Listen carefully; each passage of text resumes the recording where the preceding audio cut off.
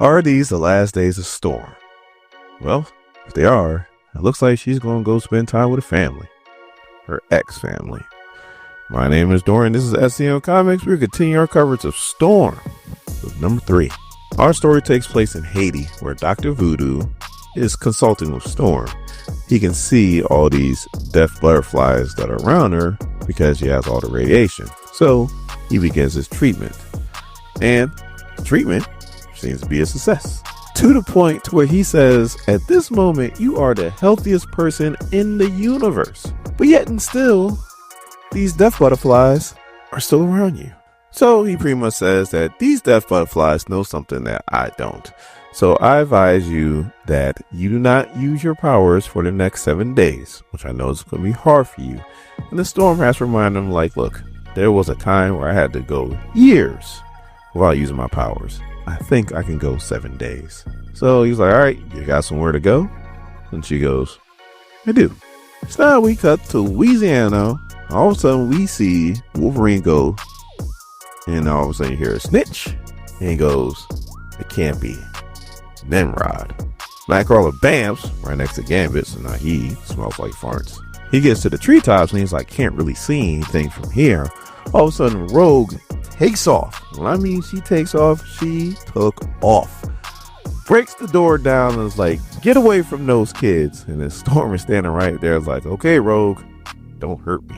So then Rogue goes and hugs the hell out of Storm. Nightcrawler bams Wolverine and Gambit there, so now they all smell like farts. So then Rogue turns around and goes to Gambit, is like, you're fixing the door. And then Gambit's like, but Logan. And Logan's like, she said you. So then they want to get in the group hug. Wolverine try to sneak off, but then Storm grabs him and brings him in. And then they get right to it. Right to training. Day 2 of our powers. You got Wolverine and you got Storm, and they're sparring together. Having fun.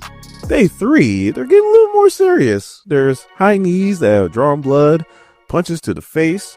Day 4, there's suplexes and chokeholds. By day 5, they're just having a slugfest. And Wolverine's like, don't get up, Aurora. This isn't training no more. This is going to be a beatdown. And you know the line. I'm the best that is of what I do, and what I do is not very.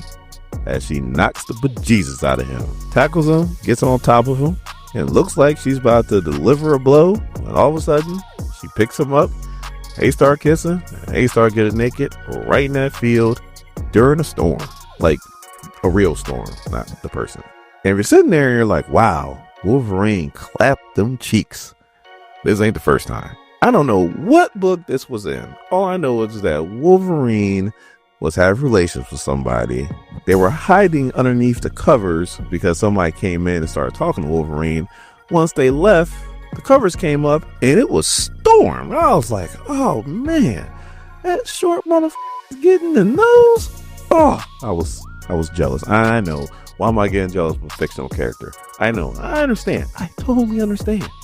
I'm still jealous. Truth be told, I was more upset for T'Challa because you let that get away to the point to where now you gotta run clapping your ex-wife's cheeks. Hope you feel better. Axe, I hope you feel horrible talking about the high priest and old our marriage. You are the high priest. Just gonna let a literal goddess just slip through your fingers. What the hell's wrong with you? I will literally drink her bathwater. Anyway, day 6, they finally make it to a bed when all of a sudden she is visited by this big huge looking penguin. It is a messenger, and he's saying that God Emperor, God, he loves that God Emperor thing, don't he? The Sorcerer Supreme, Doom, wants to meet with her. Well, technically, she can't use her powers, so she can't just fly there. So it took some convincing, but the messenger agreed that she can ride on his back or its back to go see Mr. God Emperor, Sorcerer Supreme, Doom. But that she has to dress accordingly. She can't just go on the road. So the first thing out of Rogue's mouth is, you knocking boots with Wolverine? All I was thinking to myself is, H-Town, 1993. All my old heads know what I'm talking about. And Storm's like, yeah, but I don't want everybody to know, so lower your voice. And then she explains the situation, how she needs one of Rogue's dresses, and also too that she has to dip out. So she's kind of like doing a one night stand on Wolverine, which Wolverine should be used to that.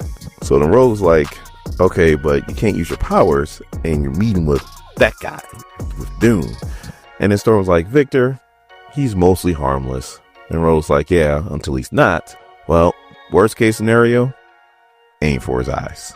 And then we see Storm flying on the messenger bird with death butterflies dead behind them. So the Wolverine wakes up and goes, morning, Rogue. Storm's gone, huh? Then we see Doom. God Emperor Doom. And this is leading up to pretty much one world under Doom. We're covering so much stuff, I don't know if we can cover that. Have you lost your mind? Of course I want to cover that. Like, all day. I just won't sleep. That's all. Just won't sleep.